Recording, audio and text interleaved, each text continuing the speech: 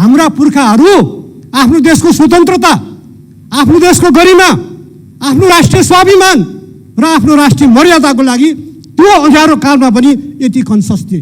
तर आज दुःखको कुरा, हामीले हाम्रो राष्ट्रपति को हुने भन्ने कुरा विदेशमा भारतको एउटा जेएनयूको पूर्व प्रोफेसरले हाम्रा पूर्व राजदूतको नाम, हाम्रा पूर्व सभामुखको नाम, हाम्रा पूर्व अर्थमन्त्री मानवाधिकारवादी लगायत 3-4 जनाको नाम यिनीहरू चाहिँ नेपालको राष्ट्रपति हुनको लागि उपयुक्त हुन्छ भनेर प्रस्तुत गर्छ। कस्तो दिन आयो?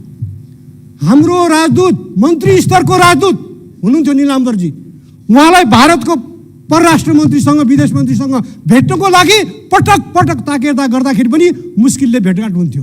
तर राष्ट्रपतिको चुनाव अगाडि यहाँ भारतीय विदेश सचिव आउँछन् र उनी प्रधानमन्त्री, परराष्ट्र मन्त्री, परराष्ट्र सचिव भेटघाट गर्न आएको परराष्ट्र सचिवलाई निम्ता दिन आएको एउटा प्रधानमन्त्रीलाई भ्रमणको त्यति त पुग्थ्यो नि। पूर्व प्रधानमन्त्री, राष्ट्रपति सबैलाई हामी भेटाउँछौँ। म परराष्ट्र मन्त्रालयलाई आग्रह गर्न चाहन्छु, यो राष्ट्रिय सम्मानको कुरा हो। हाम्रो विदेश सचिव जाँदा के यही ढङ्गको ट्रिट भारतमा पाउँछ? पाउँदैन भने नेपालले यो दक्षिण एसियाको आजसम्म कसैको गुलामी नभोगेको, आजसम्म स्वतन्त्र रहेको, कहिले पनि पराधीन नभएको देश हो। यो देशको राष्ट्रपतिका नाम विदेशीको ट्विटमा हेर्नुपर्ने। यो देशको विदेश मन्त्री आउँदा उसको त्यो विदेश सचिव आएपछिका हाम्रा सारा अखबारको कटिङहरू लाजमर्दो लाग्छ।